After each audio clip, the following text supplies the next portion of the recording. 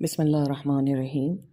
الصلاۃ والسلام علیکہ یا سیدی یا رسول اللہ، الصلاۃ والسلام علیکہ حبیبی یا رسول اللہ، الصلاۃ والسلام علیکہ خاتم النبیین، الصلاۃ والسلام علیکہ شفیع المرسلین، الصلاۃ والسلام علیکہ رحمۃ للعالمین۔ السلام علیکم ورحمۃ اللہ وبرکاتہ۔ ابھی حال ہی میں ایک بہت ہی عجیب اور غریب ویڈیو وائرل ہوئی تھی جو سوشل میڈیا پہ سرکولیٹ کر رہی تھی، جہاں پہ ایک ملعونہ عورت نے بہت زیادہ بے حرمتی کری تھی ہمارے دین و اسلام کی، اللہ تعالیٰ کی، اور ہمارے آخری پیغمبر سید مصطفیٰ صلی اللہ علیہ وآلہ وسلم کی۔ اور اس کے بعد وہ فیصل آباد کی عورت تھی، اور اس کے بعد اس کو فیصل آباد کے پولیس نے اس کو اریسٹ کیا اور ابھی فی الوقت وہ کسٹڈی میں ہے۔ میں یہ ویڈیو جو ہے اپنے اس پیغام کے ساتھ اٹیچ کر دوں گی آخر میں، تاکہ جنہوں نے نہیں دیکھا ہے وہ بھی دیکھ سکیں۔ تو میں کچھ پیغامات اس ویڈیو کے حوالے سے آپ سب کی طرف پہنچانا چاہتی ہوں کہ دیکھیے، قیامت نزدیک ہے اور قیامت کی بہت سی نشانیاں سامنے آ رہی ہیں، اور ساری نشانیوں میں سے یہ نشانی بھی ہے کہ قیامت کے نزدیک بہت سے کذاب کھڑے ہو جائیں گے جو نبوت کا دعویٰ کریں گے۔ اب یہ تو ہم سب کو معلوم ہے کہ حدیث کیا بیان کرتی ہے اور قیامت کی کیا کیا نشانیاں ہیں، لیکن سوال یہ اٹھتا ہے کہ ہم مسلمان فتنے سے دور کیسے رہیں؟ نبی کریم صلی اللہ علیہ وسلم نے فرمایا ایک حدیث میں کہ فتنہ جہاں پر ہو آپ فتنے سے دور رہیں، کیونکہ آج کل صورتحال ایسی کچھ ہو گئی ہے کہ اگر آپ کوئی محفل میں بیٹھے ہوں اور آپس میں لوگ بات کر رہے ہیں اور آپ نے صرف ہاں جی بالکل جی جی خالی اتنی بھی بات کر دی، تو یہ آپ اس لڑائی جھگڑے کے اندر شمار ہو جائیں گے۔ کل کوئی بات یہ نکالے گا کہ جی فلاں بندہ ادھر بیٹھا تھا، اس نے بھی اس میں حامی بھری۔ حتیٰ کہ میں آپ کو اپنی ایک پرسنل بات بتاتی ہوں کہ میرے ساتھ ایک ایسا واقعہ پیش آیا کہ جہاں پر کچھ لوگ میرے سامنے آئے اور انہوں نے مجھ سے یہ کہا کہ آپ نے ایسی ایسی باتیں ایسی عورتوں کو کہی تھی جو آپ کے گھر پہ آئی تھیں، اور میں حیران تھی کیونکہ میرے گھر میں کوئی عورتیں 2-3 دن سے آئی نہیں تھیں اور نہ میں نے کسی سے کوئی بات کی تھی۔ یعنی کہ لوگ فتنہ ایسے بناتے ہیں کہ آپ کو ادھر شامل کر دیتے ہیں جہاں پر آپ ہوتے بھی نہیں ہیں۔ تو اب بات یہ رہی کہ ہم فتنے سے بچے کیسے؟ سب سے پہلی بات، اپنی صحبت کو بدلیں، ٹھیک ہے؟ ہماری صحبت ہم پر بہت اثر کرتی ہے۔ آپ اگر اچھی صحبت میں بیٹھیں گے اور اگر کوئی لڑائی جھگڑے کوئی غیبت کی بات نکلے، تو اگر آپ کی صحبت اچھی ہوگی تو وہ آپ کو کنٹرول کرے گی۔ وہ کہیں گے چلیں اس باتوں میں نہ، ان باتوں میں نہ پڑتے ہیں کیونکہ یہ غیبت کی بات ہے، یا چلیں ٹھیک ہے جس شخص نے جو کیا ہے وہ آپ کو اچھی نیک ہدایات دیں گے۔ اور اگر آپ غلط صحبت میں بیٹھے ہوئے ہیں، تو اگر آپ ایسے کاموں میں یہ بات نکلتی ہے کوئی محفل میں یا کوئی بیٹھک میں، تو پھر وہ جو صحبت ہے آپ کی وہ آپ کو اور زیادہ اس میں گھسیٹے گی، شامل کرے گی، اس پہ مزید تیل چھڑکے گی۔ وہ سب سے پہلی میں آپ کو سب کو یہ کہوں گی کہ اپنی صحبت بدلیں۔ صحبت کا اثر بہت زیادہ ہوتا ہے ہماری زندگیوں میں، ہماری روحوں پر، ہمارے ایمان پر۔ غلط صحبت آپ کو دین سے دور لے جاتی ہے، آپ کا ایمان کمزور کر دیتی ہے، اور اچھی صحبت جو ہے، اچھی صحبت آپ کو اللہ کے نزدیک لاتی ہے، اللہ کے قریب لاتی ہے۔ تو اس لیے سب سے پہلے تو اپنی صحبت کو بدلیں۔ دوسری بات، قرآن نماز کو صرف پڑھیں نہیں، ٹھیک ہے، اس پر عمل کریں۔ مثلا قرآن کو آپ ایک کتاب کے طور پہ صرف یہ نہ سوچیں کہ آپ قرآن پڑھ رہے ہیں، آپ نے اتنے سپارے ختم کرنے ہیں، اتنے جز آپ نے پڑھنے ہیں، بلکہ کوشش کیجئے کہ جو کچھ بھی آپ پڑھ رہے ہیں، بھلے وہ ایک پارہ کیوں نہ ہو، ایک جز کیوں نہ ہو، لیکن اس پر عمل کرنے کی کوشش کیجیے۔ اور جب نماز پڑھیں تو نماز ایک روبوٹ کی طرح نہ پڑھیں، بلکہ باقاعدہ دیکھیں، حدیث میں آتا ہے کہ ایمان یہ ہے کہ اللہ مجھے دیکھ رہا ہے، اور احسان کیا ہے، ہم اللہ کو دیکھ رہے ہیں۔ ٹھیک ہے؟ تو جب آپ نماز کے لیے کھڑے ہوں، جب آپ قیام کریں، جب آپ اللہ اکبر پڑھیں، تکبیر دیں، تو آپ کو یہ احساس ہونا چاہیے کہ آپ اللہ کے حضور کھڑے ہوئے، اور اب آپ کی اس سے بات چیت شروع ہو گئی ہے، اور آپ نے ساری دنیا داری چیزوں کو ایک طرف چھوڑ دینا ہے۔ ہم خواتین کا اکثر یہ مسئلہ ہوتا ہے کہ ہم نماز پڑھتے ہیں، لیکن ہمارا آدھا دھیان ہمارے کاموں میں ہوتا ہے، آدھا دھیان وہ ہوتا ہے کہ جی ہم نے اب اس کے بعد کیا کرنا ہے، آدھا دھیان بچوں پر ہوتا ہے۔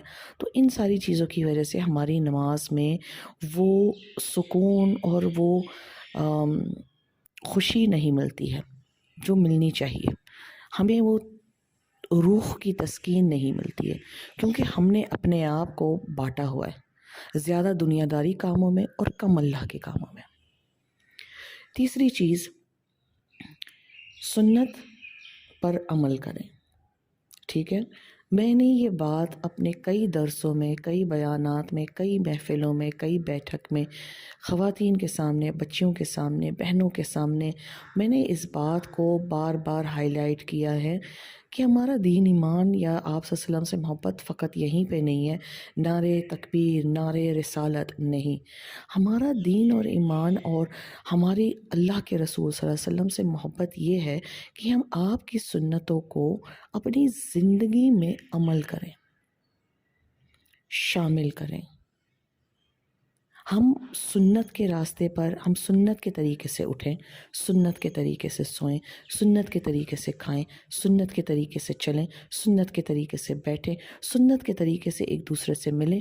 ہر چیز میں ہم نبی کریم صلی اللہ علیہ وسلم کو یاد کریں۔